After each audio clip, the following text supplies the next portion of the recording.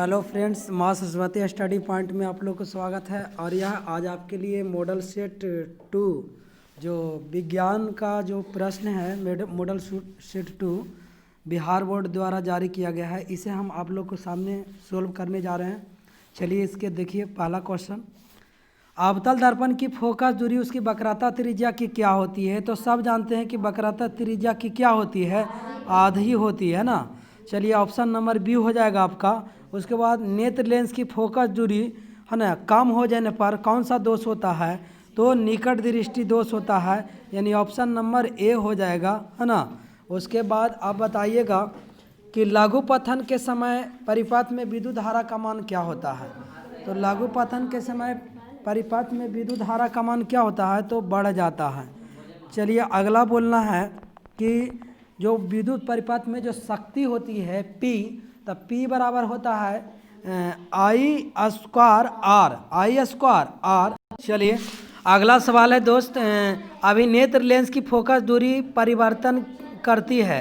तो नेत्र की जो फोकस दूरी होती है वो सिलियरी पेशिया या सिलियरी मांसपेशिया नियंत्रित करता है, यानी ऑप्शन नंबर सी हो जाएगा। उसके बाद देखिए 4 नंबर पूछ रहे हैं। अच्छा, करा कौन सा पद विद्युत परिपथ में विद्युत शक्ति को बताता है? विद्युतीय शक्ति को सही नहीं बताता है। अच्छा ठीक है, तो शक्ति बराबर होता है P बराबर आई स्क्वायर आर भी होता है ना। एगो होता है आई भी होता है, P बराबर आई भी होता है, और P बराबर एक और होता है वी स्क्वायर बटा आर। तो आपको कौन नहीं हुआ? तो आपको आई आर स्क्वायर नहीं होगा, मतलब ऑप्शन नंबर बी होगा। इसका ऑप्शन नंबर बी होगा। चलिए आगे हम बढ़ते हैं। चलिए अगला सवाल क्या है, अभी नेत्र लेंस की फोकस दूरी परिवर्तित कौन करता था? फोकस दूरी को कौन परिवर्तित करता है? तो अभी नेत्र लेंस करता है, यानी सिलियरी पेशियाँ करता है, या पछमावी पेशियाँ करते हैं, इंग्लिश में सिलियरी पेशियाँ। तो ऑप्शन नंबर सी हो जाएगा। उसके बाद अगला सवाल है विद्युत मोटर परिवर्तित करता है।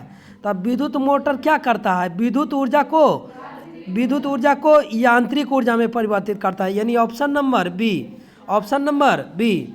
चलिए हम लोग आगे बढ़ेंगे। विद्युत बल्ब में जो फिलामेंट होता है किस तत्व का बना होता है? तो विद्युत बल्ब में जो फिलामेंट होता है किसका बना होता है? टंगस्टन का। और एग्जाम में बहुत बार पूछा है कि टंगस्टन को कौची से सूचित करते हैं? तो डब्लू से। कौची से? डब्लू से। अगला सवाल है कि एक साधारण प्रिज्म से कितने सतहों से घिरा होता है? तो एक जो साधारण प्रिज्म होता है वो 5 सतहों से घिरा होता है। एक साधारण प्रिज्म 5 सतहों से घिरा होता है, जिसमें तीन सतह आयताकार होता है और 2 सतह त्रिभुजाकार होता है। अगला सवाल है प्रतिबिंब का आकार हमेशा वस्तु के बराबर किस में होगा? तो समतल दर्पण में, और गलत बात है, उत्तल में छोटा ही हमेशा बनता है ना। तो ऑप्शन इसमें देखना है, कंफ्यूज करने के लिए दिया है, यानी समतल दर्पण होगा। समतल दर्पण में कहीं भी वस्तु को रखिएगा तो वस्तु के बराबर ही प्रतिबिंब बनेगा। उसके बाद अगला सवाल देखना है कि विद्युत चुंबकीय प्रेरण की खोज कौन किया है? तो फराइडे साहब ने किए थे। वो चुंबकीय प्रेरण के वो एक लोहार के थे। फराइडे क्या थे? लोहार थे। वो लोहार के काम कर रहे थे, उसी वक्त उसको चुंबकीय प्रेरण के खोज उन्होंने किया था। उसके बाद आकाश का रंग नीला क्यों प्रतीत होता है? चलिए फ्राइडे वाला में हम ऑप्शन को टिक नहीं किए, फ्राइडे बी मार देते हैं। चलिए अगला, आकाश का रंग नीला क्यों प्रतीत होता है? तो प्रकाश के प्रकीर्णन के कारण, ऑप्शन नंबर बी हो जाएगा।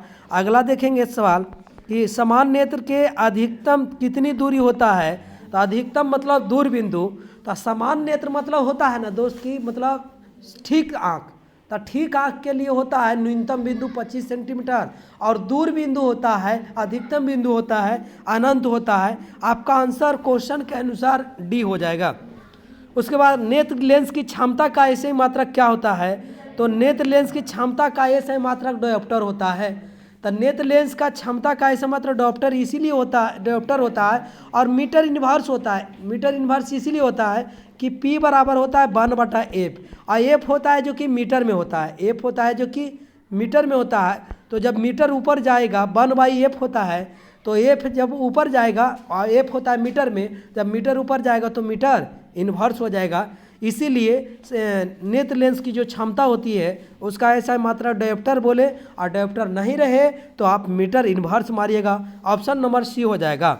उसके बाद अगला सवाल है कि कॉपर ऑक्साइड यानी कॉपर ऑक्साइड और हाइड्रोजन को अभिक्रिया करवाए हैं तो कॉपर और H2O हुआ है, तो किसके कारण उपचयन की क्रिया हुआ है? तो हाइड्रोजन के कारण उपचयन की। इसको हम बहुत अच्छा से पढ़ाए हैं। इस तरह के सवाल को आप लोग को अच्छा से बताया गया है। इसमें लिखा किसका उपचयन होता है, नहीं मतलब किसके कारण उपचयन होता है जो बताना है। तो हाइड्रोजन के कारण उपचयन की क्रिया हो रहा है ना। हाइड्रोजन नहीं रहेगा तो उपचयन की क्रिया नहीं होगा। तो ऑप्शन नंबर क्या हो जाएगा? बी। उसके बाद अगला सवाल है सोडियम की संयोजकता कितना होता है? तो सोडियम की वैलेंसी, संयोजकता मतलब वैलेंसी, उसका क्या होगा? 1 होगा। चलिए 1 हम मार देते हैं। अगला सवाल आप लोग के लिए है कि अल्केन का समान सूत्र क्या होता है? तो अल्केन का समान सूत्र आप ही लोग बताइए कि अल्केन के समान सूत्र पूछे तो आप क्या बताना है कि अल्केन के समान सूत्र में कि अल्केन में CnH2n+2 होगा। अल्केन में CnH2n+2। तो हम इसमें सभी क्वेश्चन को हम ऑप्शन को बता रहे हैं। जो आपका अल्केन का सूत्र है वो आपका C नंबर है, CnH2n+2। और अल्कीन का जो सूत्र है आपका ऑप्शन नंबर बी है, वो अल्कीन के है, अल्कीन।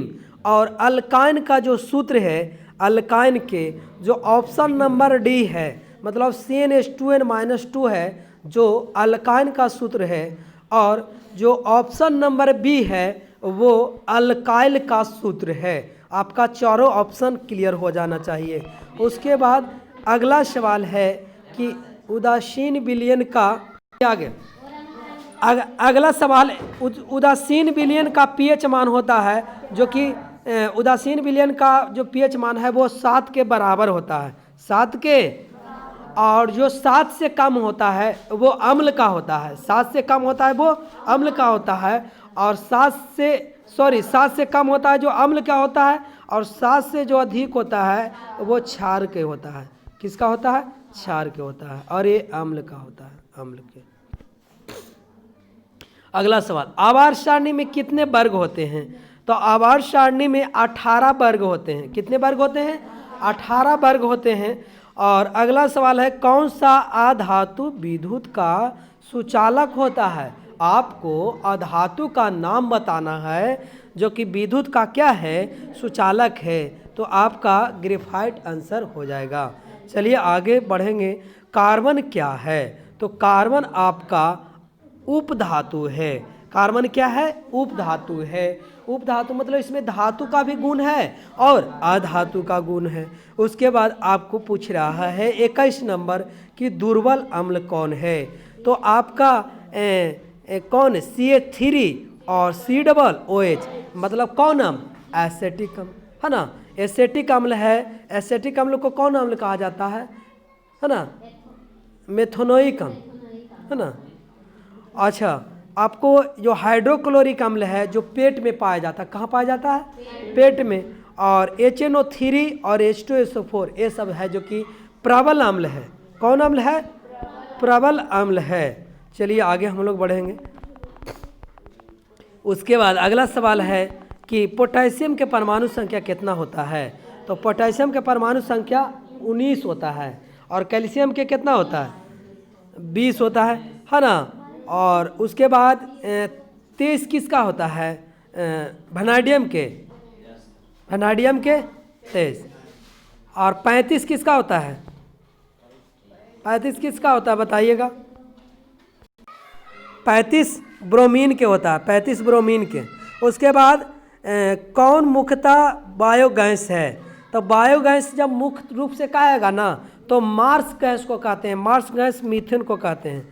मार्स गैस किसको कहते हैं? मीथेन को। मार्स गैस ज़्यादा पाया जाता है दलदलीय क्षेत्र में, या गोबर को गड्ढे में खद के रख दीजिएगा उसमें पाया जाएगा, या धान के खेत होता है ना, तो धान के खेत में जब कीचड़ रहता है तो उसमें भी होता है। चलिए आगे बोलिएगा। आपको पूछ सकता है ऐसे स्टैंडर्ड, जब आगे क्लास पढ़िएगा तो ये सब चीज़ पूछेगा कि यहाँ पर कौन गैस होता है, तो आप बताइएगा कि मार्स गैस।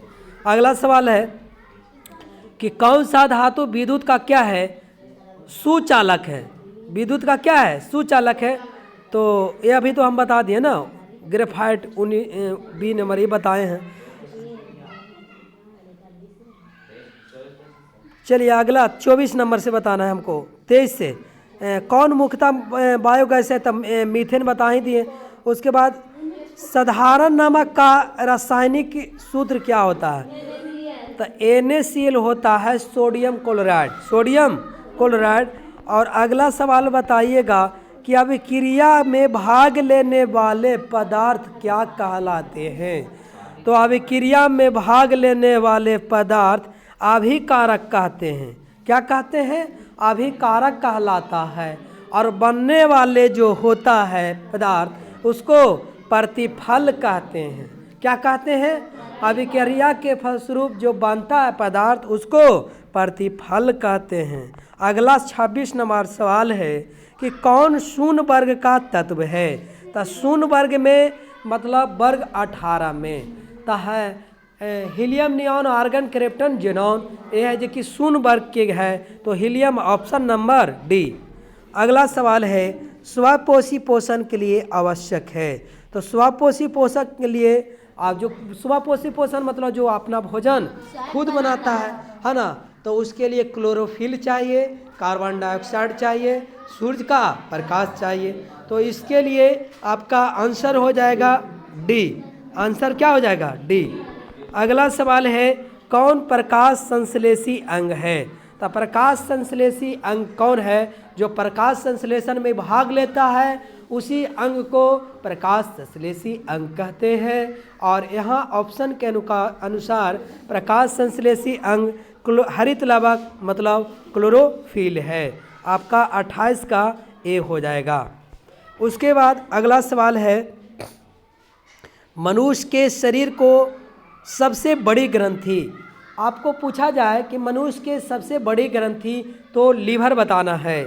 सबसे बड़ी ग्रंथि कौन है, तो लीवर। लीवर बोले तो यकृत, लीवर बोले तो यकृत है ना। आपको ये भी बोलेगा शरीर के सबसे आंतरिक ग्रंथि, शरीर के सबसे बड़ी आंतरिक ग्रंथि कौन है, तो लीवर यानी यकृत बताना है।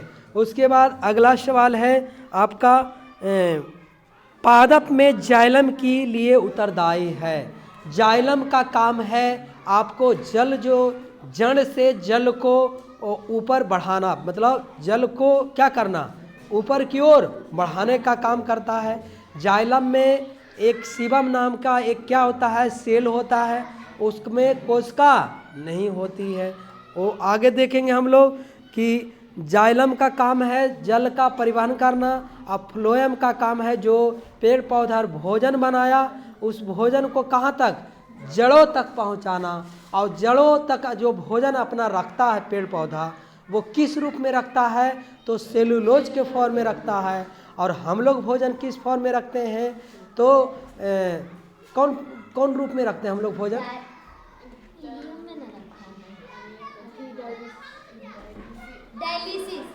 नहीं, हम लोग भोजन किस रूप में रखते हैं, नहीं पता है। और यहाँ पे बता रहे थे पादप में जाइलम का काम है जल को परिवहन करना है ना, ऊपर की ओर लाना। और फ्लोएम का काम है जो भोजन बना उसको जड़ तक पहुँचाना। तो बता रहे थे कि इन लोग जो भोजन रिजर्व फूड के रूप, हम लोग जो भोजन रखते हैं रिजर्व फूड के रूप में रखते हैं। और पेड़ पौधा है जो कि सेलुलोज के रूप में रखता है। पेड़ पौधा जो अपना भोजन है वो सेलुलोज के रूप में रखता है। चलिए अगला हम लोग सवाल देखेंगे कि एक कोश क्या सवाल में जल का परिवहन, तो बता दिए ना, किसके द्वारा, विसरण द्वारा। किसके द्वारा, विसरण द्वारा होता है। और मछली के हृदय में कोष्ठकों मतलब कितने चैम्बर होता है मछली में, तो मछली में 2 चैम्बर होता है। चैम्बर मतलब कोष्ठक, चैम्बर मतलब होता है कोष्ठक। चलिए आगे देखिएगा, अगला सवाल है और मानव में कितना होता है, मानव में 4 चैम्बर होता है, मानव में 4, और कॉकरोच में 13। चलिए आगे बढ़िएगा। और हम लोग जो प्रोटीन खाते हैं ना, वो प्रोटीन अमीनो एसिड में बदलता है। कौन सी में बदलता है? अमीनो एसिड में बदलता है। तो अमीनो एसिड में बदलता है तो अमीनो एसिड अमीनो अम्ल के विखंडन से क्या बनता है? जब ज़्यादा प्रोटीन लेने लगते हैं ना, तो अमीनो अम्ल के विखंडन से आपका अमोनिया बनता है और कार्बन मोनोऑक्साइड बनता है, ND। चलिए अगला सवाल है, चलिए हम अगला सवाल देखते हैं। अगला सवाल है ऑक्सीन क्या है?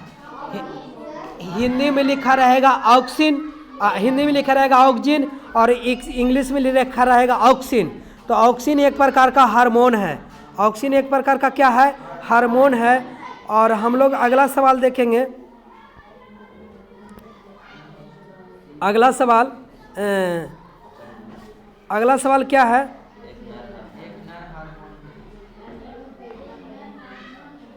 एक नर हार्मोन बताना है ना, तो नर हार्मोन बताइएगा। टेस्टोस्टेरोन है ना, जो आपका क्या है? नर हार्मोन है। और एस्ट्रोजन है, और एस्ट्रोजन है जो कि मादा हार्मोन है, जो कि क्या करता है? मासिक चक्र पर नियंत्रण करता है। और टेस्टोस्टेरोन क्या करता है? टेस्टोस्टेरोन उत्तेजना पैदा करता है और दाढ़ी मूछ में पर क्या करता है? नियंत्रण करता है ना। चलिए अगला सवाल, एक मादा हार्मोन में वो एस्ट्रोजन हो गया, एक प्रोजेस्टेरोन हो गया और एक रिलैक्सिन हो गया। एक क्या हो गया? रिलैक्सिन हो गया। चलिए अगला सवाल हम लोग को है, परागकोश में क्या होते हैं? तो परागकोश में परागकण होता है। परागकोश में क्या होता है? परागकण होता है। और आनुवांशिक गुणों का संदेश देता है। तो कौन देता है? तो चलिए अगला सवाल देखिएगा, आनुवांशिक गुणों का संदेश कौन देता है? तो DNA। कौन देता है? DNA। और वैज्ञानिक को आनुवांशिकता का पिता किसे कहा जाता है? तो ग्रेगर जॉन मेंडल को कहा जाता है। किसे कहा जाता है? और अरस्तु को क्या कहा जाता है? जीव विज्ञान का पिता। अरस्तु को क्या कहा जाता है? और रॉबर्ट हुक को कोशिका का विज्ञान का पिता कहा जाता है। रॉबर्ट हुक को क्या कहा जाता है? कोशिका का पिता। हाइड्रिला पौधा में रंध्र कहाँ होता है? तो पत्तियों में होता है। कहाँ होता है? चलिए अगला सवाल देखिएगा, इसमें प्रकाश के अपवर्तन के कितने नियम? तो इस सब बच्चा जानता होगा कि प्रकाश के अपवर्तन के कितने नियम होता है ना? 2 नियम होता है। के नियम? और प्रवर्तन के भी के नियम होता है? 2 नियम होता है। एक सरल सूक्ष्मदर्शी होता है, सिंपल माइक्रोस्कोप। सरल सूक्ष्मदर्शी मतलब सिंपल माइक्रोस्कोप। Simple microscope. और सिंपल माइक्रोस्कोप में उत्तल लेंस होता है। सिंपल माइक्रोस्कोप में क्या, कौन सा लेंस होता है? उत्तल लेंस होता है। ऑप्शन नंबर आपका बी हो जाएगा। जो नेत्र निकट की वस्तु को साफ नहीं देखता है, निकट की वस्तु को साफ नहीं देखता है यानी दूर को देखता होगा, तो जो दिखाई देता है वही दोष होता है, यानी दूर दृष्टि दोष। दूर वाला दिखाई दे रहा तो दूर दृष्टि दोष। याद रखिएगा, उल्टा समझना है इसमें। निकट की वस्तु दिखाई दे रहा है और दूर की वस्तु निकट की वस्तु दिखाई नहीं देता है और दूर की वस्तु दिखाई देता है, तो जो दिखाई देगा वही दोष होगा। तो दूर, कौन दृष्टि दोष होगा? दूर दृष्टि दोष। ऑप्शन नंबर ए हो जाएगा। उसके बाद मानव में बताना है कि कौन सा लेंस होता है। मानव नेत्र में कौन सा लेंस होता है? तो उत्तल लेंस होता है। आप बोलेगा क्यों होता है? क्योंकि देखते हैं कि हमारा जो प्रतिबिंब बड़ा छोटा दिखाई देता है, तो बड़ा छोटा किस में बनता है? उत्तल लेंस में। इसीलिए मानव नेत्र में उत्तल लेंस होता है। अगला देखेंगे, अगला मानव नेत्र वस्तु का प्रतिबिंब किस पर बनता है? तो रेटिना पर बनता है, जिसे हम लोग क्या कहते हैं? दृष्टि पटल कहते हैं। क्या कहते हैं? दृष्टि पटल कहते हैं। उसके बाद अगला सवाल है कि लघुपतन के समय परिपथ में विद्युत धारा का मान क्या होता है? तो अत्यधिक बढ़ जाता है। लघुपतन के समय विद्युत धारा का मान क्या होता है? तो अत्यधिक बढ़ जाता है, यानी बहुत अधिक बढ़ जाता है। ऑप्शन नंबर ए हो जाएगा। अगला सवाल है, वोल्टेज आपका 220 देले है और एम्पियर 2 एम्पियर देले है, तो आपका प्रतिरोध निकालना है। तो प्रतिरोध बराबर V बराबर क्या जानते हैं, IR जानते हैं। तो आपका V बटा I बराबर क्या हो जाएगा, R हो जाएगा। तो V के जगह पर 220 रखिए और I के जगह पर 2 रखिएगा। तो 220 को 2 से भाग दीजिएगा तो 110 आ जाएगा। ऑप्शन नंबर कितना हो जाएगा, B हो जाएगा, 210 हो जाएगा। चलिए 110 हो जाएगा। अगला सवाल हम लोग देखेंगे कि R प्रतिरोध को क्या N कौन समांतर क्रम में जोड़ा जाता है, कौन क्रम में जोड़ा जाता है, समांतर क्रम में जोड़ा जाता है। तो समांतर क्रम में जोड़ा जाता है तो समतुल्य प्रतिरोध क्या होगा, NR, क्या हो जाएगा, NR। चलिए अगला देखेंगे, विद्युत धारा की प्रबलता। विद्युत धारा के मात्रक पूछे चाहे विद्युत धारा के प्रबलता का मात्रक पूछे तो आप क्या बताइएगा, एम्पियर। क्या बताइएगा, एम्पियर। आप बताइएगा कूलम किसका मात्रक है, तो आवेश का। कूलम किसका मात्रक है, आवेश का। वोल्ट मीटर से क्या मापते हैं, तो वोल्टेज को मापते हैं या विभवांतर को मापते हैं। और एमीटर को क्या मापते हैं, एमीटर से क्या मापते हैं, तो विद्युत धारा को मापते हैं। चलिए अगला देखेंगे। अगला सवाल है कॉमन नंबर। अगला सवाल कॉमन नंबर। अगला देखिएगा कि प्रतिरोध का SI मात्रक क्या होता है, प्रतिरोध का SI मात्रक क्या होता है। तो प्रतिरोध का SI मात्रक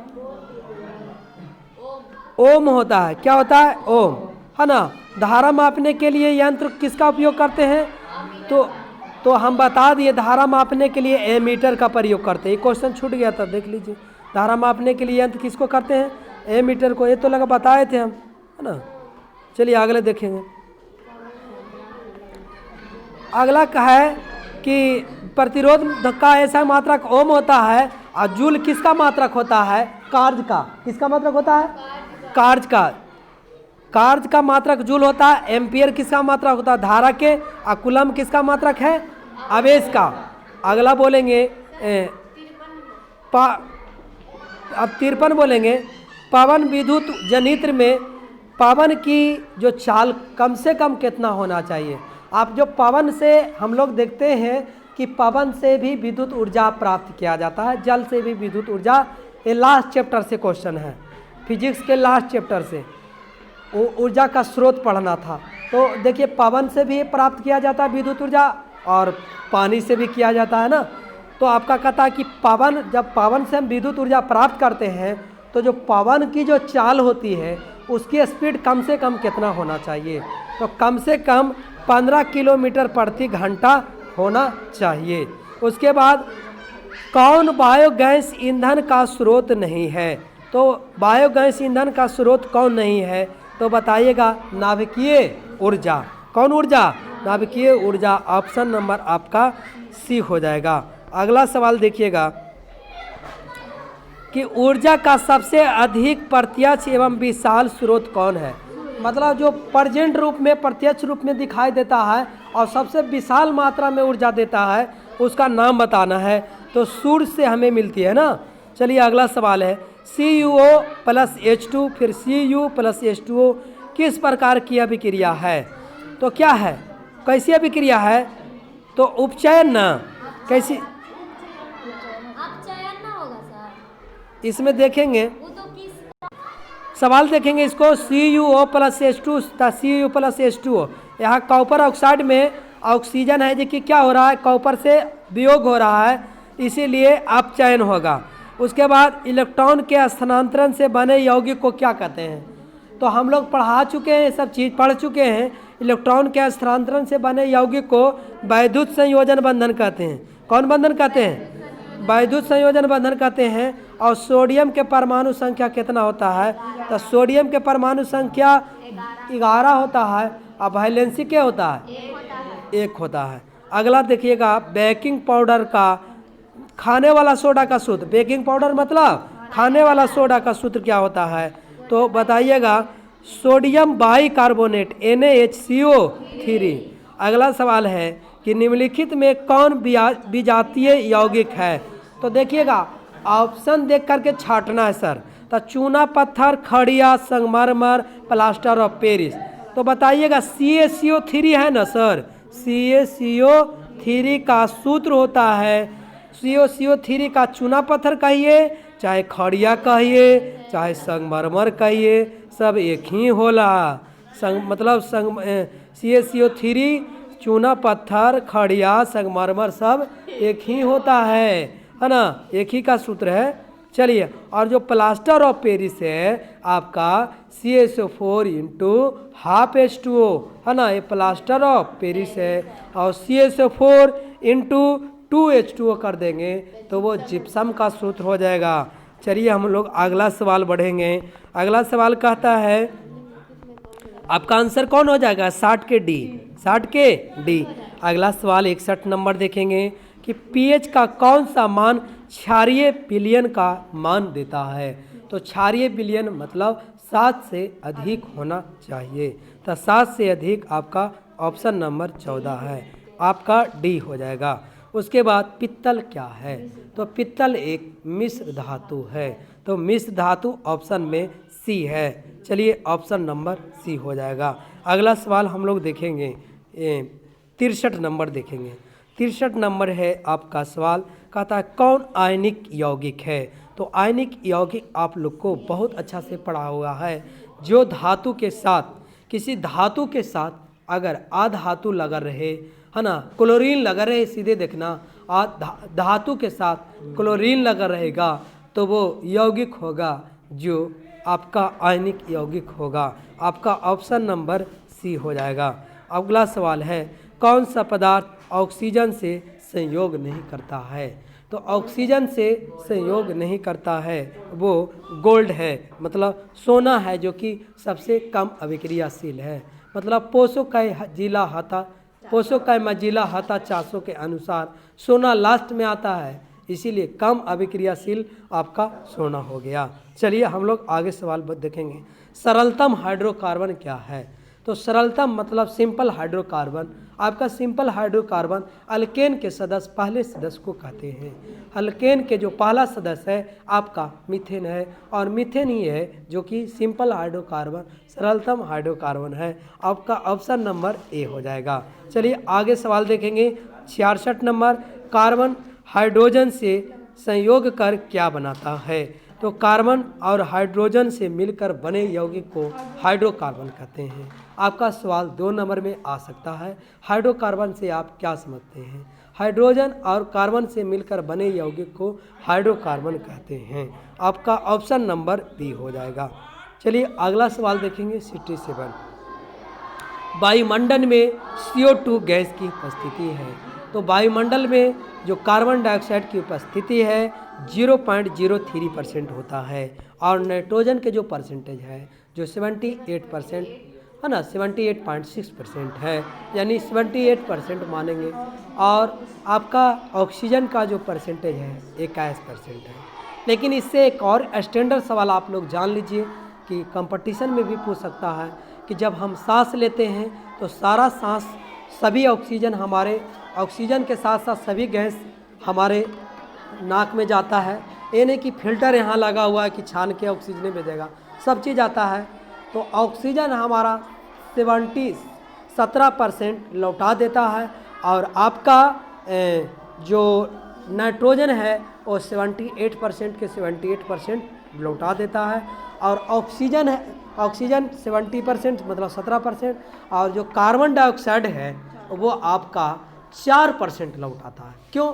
क्योंकि अंदर में ऑक्सीकरण की अभिक्रिया हुआ, उपचयन की क्रिया हुआ, उसके दौरान कार्बन और ऑक्सीजन से अभिक्रिया करके कार्बन डाइऑक्साइड बना, तो अंदर में भी कार्बन डाइऑक्साइड बना, तो कार्बन डाइऑक्साइड की मात्रा क्या हो गया? बढ़ गया। आपको लिए थे 0.3% है ना, 0.03% लिए थे, लेकिन आपका 4% बढ़ जाता है। काहे बढ़ जाता है? अगर लिखने के लिए आ जाता है तो आप लिख सकते हैं, आराम से लिख सकते हैं।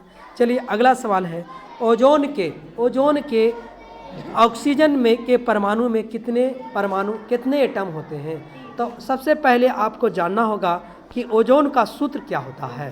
तो ओजोन का सूत्र होता है O3।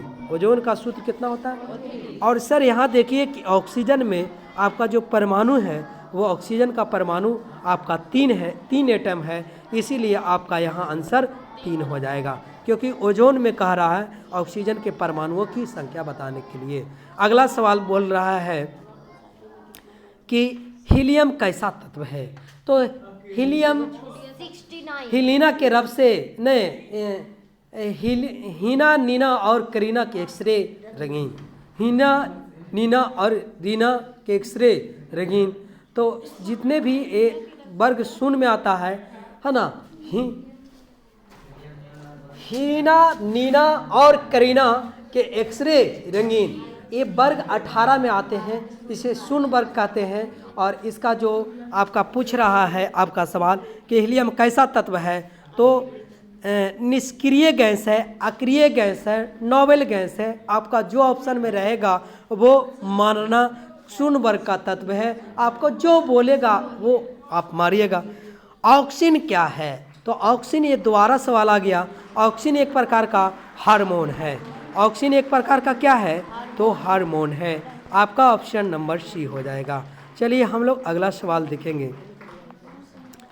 अगला सवाल 72 देखेंगे कि मनुष्य में जो ब्रीक संबंधित होता है, ब्रीक मतलब किडनी, ब्रीक मतलब किडनी ना किडनी, और एक किडनी का जो काम है उत्सर्जन करने का काम होता है। उत्सर्जन आपका ऑप्शन में सी है, तो सी ऑप्शन हो जाएगा।